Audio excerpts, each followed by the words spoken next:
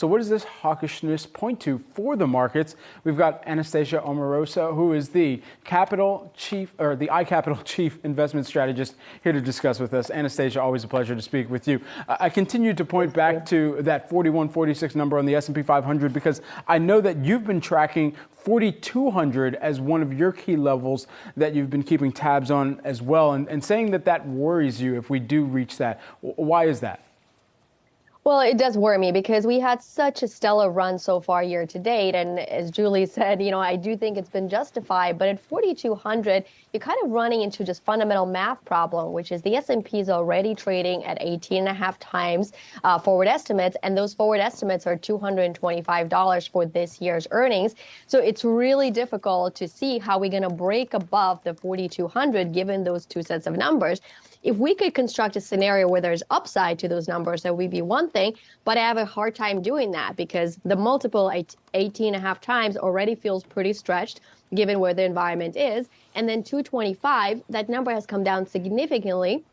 I think there's scope for maybe some more downside revisions, but most importantly, near term, there's probably not scope for upside revisions. So because of that, we do see the near term upside for the market that's capped. Now, I will say, Brad, that as you move forward into the year, and if we do in fact manage to really convincingly have the soft landing and the Fed eventually eases, that's what gives the upside to those two numbers. But again, that's not a near-term scenario. That's a longer-term, 6 months out scenario.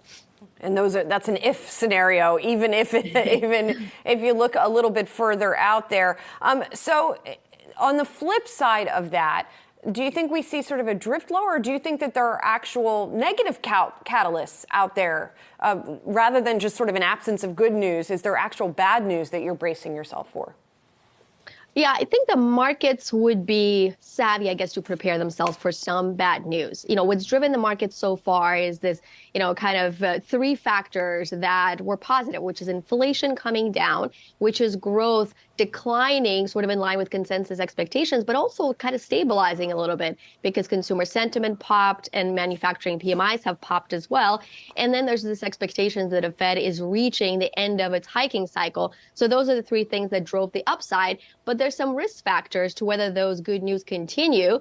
And one of the risk factors is inflation. And I don't necessarily mean the next week's CPI print. That might still be supportive of this upside narrative. But what happens around the turn of the year?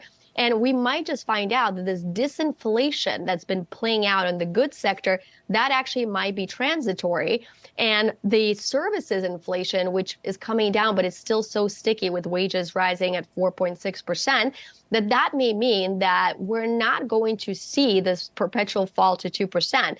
And if you kind of project out the month-over-month change in services CPI inflation, we're not actually on pace to 2%. We're on pace to more like 4%.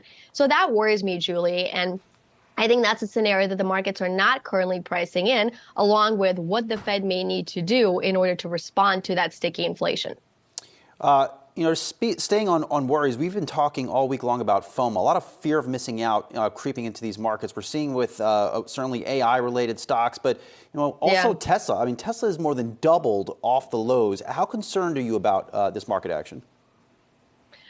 Look, on the one hand, it makes sense because I think there was a lot of tax loss selling that happened at year end. And, in things that we hit the most last year, which is the likes of Tesla and ARK and some of the other high growth tech stocks. And, so as we breathe a sign of relief on the Fed and inflation, it makes sense that the valuations of those things expand. But if you just look at the technical indicators and how much these stocks have rallied and how overbought in certain cases some of those positions have become, I do worry about the potential for consolidation there.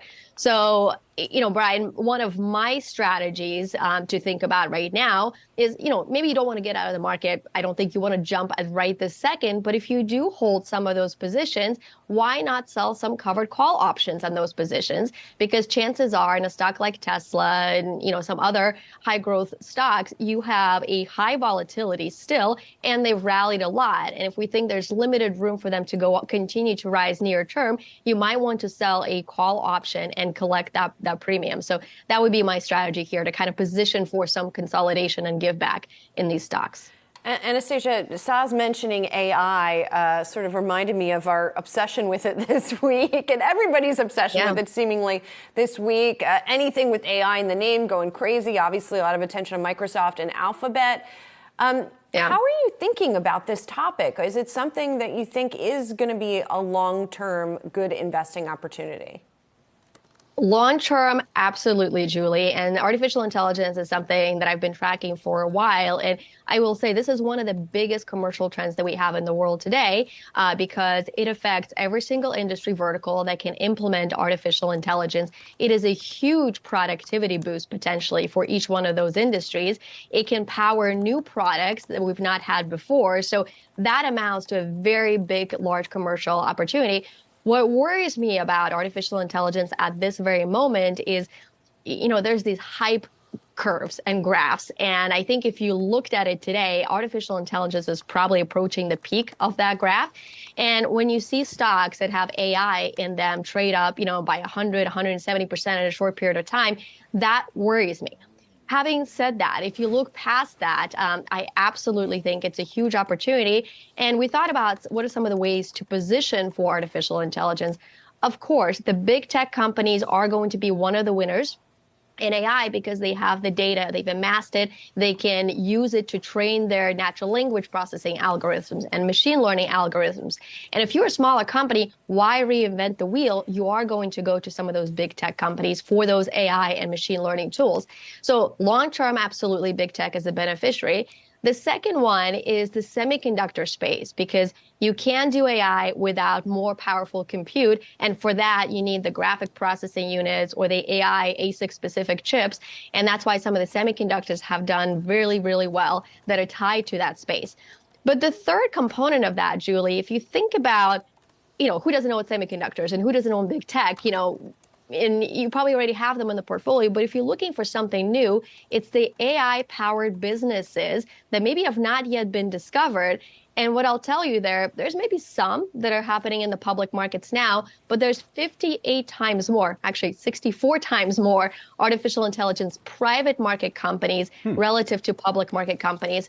So I think if you're truly looking for standout opportunities in AI, I would actually look to some of the private companies that most of them are venture capital backed. Anastasia, while we have you, I love to always get your crypto insights here. It was something that stuck out to me from the Robinhood call last night, without talking specific names here, something that they mentioned, a very frigid crypto winter here. And sure, we've had a little bit of a bounce in some of the main crypto prices to start off 2023, but with this frigid crypto winter, as Vlad Tenev was describing it, how much longer do you think we could still be within that realm? Well, I think there's some good things that are happening in crypto. First of all, if you look at the performance of Bitcoin, for example, it is the exact opposite of what we saw late last year. And Bitcoin, if you look at the cross asset class performance, is actually one of the top performers this year, up 34% or something like that. So I think that tells you that there's certain parts of the crypto ecosystem are here to stay. And Bitcoin is likely one of those because it's not been financially over-engineered. And once the Fed potentially does pivot, once inflation does come back, real rates potentially start to decline, you can see investor appetite come back to Bitcoin.